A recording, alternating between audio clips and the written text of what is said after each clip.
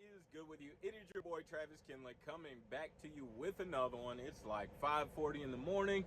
I just got out the shower and I'm about to chill and drink my coffee. I got about an hour before I take off, about 40 minutes before I pre-trip. After I shoot this video, I'll probably start pre-tripping anyway. There's nothing worse. I was thinking when I was walking to the truck.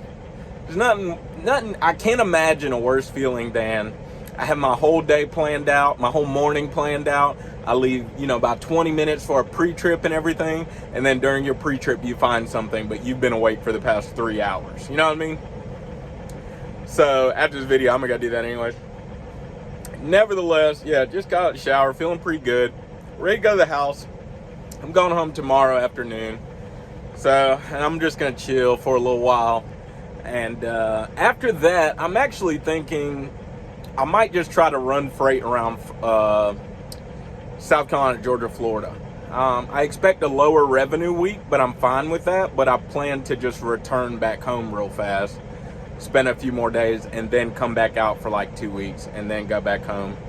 But so I'm thinking I might try that. So I'm gonna go home for the weekend, leave back out on Monday or so, maybe even Tuesday, and then spend maybe 7 to 10 days, 7 or 8 days maybe, running around, South Carolina, Georgia, Florida or something, see what I can do. Because you can find some local freight around there sometimes. But anyways, revenue's looking pretty decent this week. I mean, for what it was, right? Like this past weekend, if you watch the channel, you remember I had that one load that canceled because of COVID. Staff was out because of COVID. So I sat the whole weekend. So I don't know, for roughly 4.5 to 5 days worth of work, I grossed $8,000. So, and I expect to take home somewhere like $6,000 to $7,000, maybe $6,250 is my guess right now. I'm expecting to take home like $6,250, something like that, $6,500 maybe. So I mean, I'm content with that. You know what I mean? I'm totally content with that. So that's still, I mean, that's pretty straight for sitting for 2 days, not doing anything, and then having to get back at it. So whatever. I think it's all gonna be all right. You know what I mean? I'm kind of playing the slow game, right? If you've been watching the channel for a while, maybe you remember this video I made one time about don't be greedy. It's one time when I tried to force a lot of revenue on myself or whatever, going to Salinas, Cali, because everybody was making money at Salinas, Cali and at Prime, produce. And then I ended up actually getting screwed over, and I made this video about, hey, look, if you got a trustworthy dispatcher, you need to trust your dispatcher.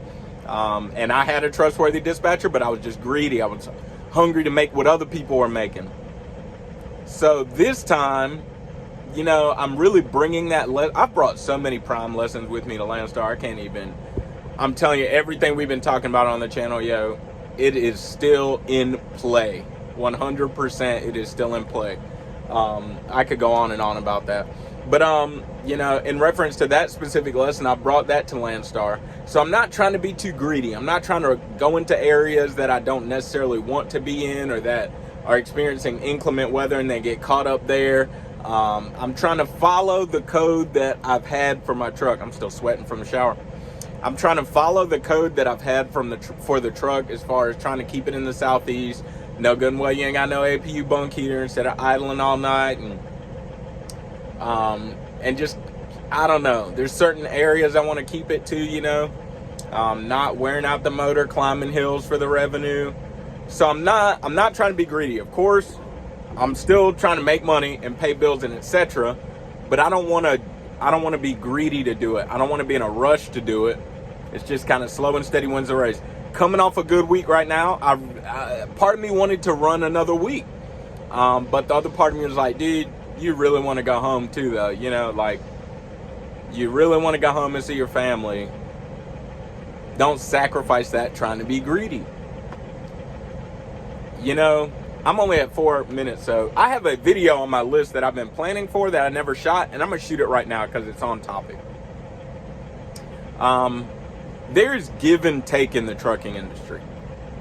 Yes, you can be profitable, but you have to decide and commit to what am I willing to give in order to receive. Receiving is not a one-way street. It is a lane on a two-lane street. And on the other side of the road is giving. You got giving and you got receiving. You can receive in this industry, but you have to ascertain, what am I willing to give for it? I'm telling you, what am I willing to give for it? They got bomb loads, $15,000 loads on the load board, but you better look through it, because you're going to find out what that agent is asking you to give in return for that load. What the customer is asking to be given in return for that load. I'm telling you, there's give and take. There's give and take. You have to understand that. There was a sentiment, if you will, that was going around Prime when I was at Prime. I don't know if it still is.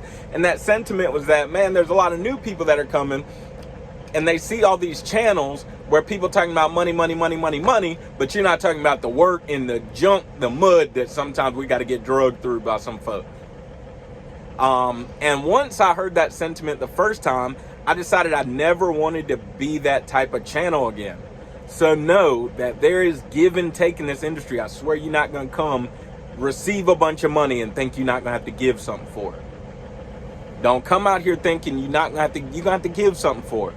So next week, I'm just thinking about not giving much and not receiving as much. Not giving as much and not receiving as much.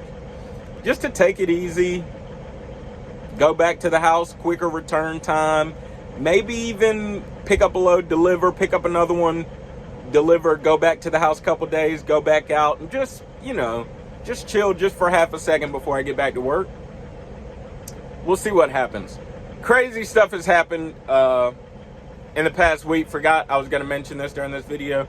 I'm driving in Texas, picking up this load I think it was after picking up this load. Pretty sure it was after picking up this load. How about I stopped to fuel and I discovered 2 placards missing. No, that was the last load then. I discovered 2 placards missing off of my trailer, hazmat load, and my exhaust fell apart while I was driving. So that's what was that, yesterday? That's what yesterday was like. And the day before that, because that happened the day before yesterday. I discovered 2 placards missing because, okay, so I'm going to do a hazmat video, but for right now, you slide the hazmat placard in the trailer, and then you slide this plastic kind of covering on top of the hazmat placard. It looks like this. You slide, this one's a little all janky, but looks like that on a better day.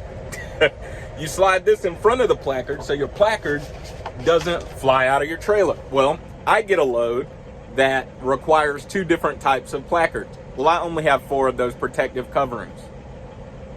Must be placarded on 4 sides of the vehicle.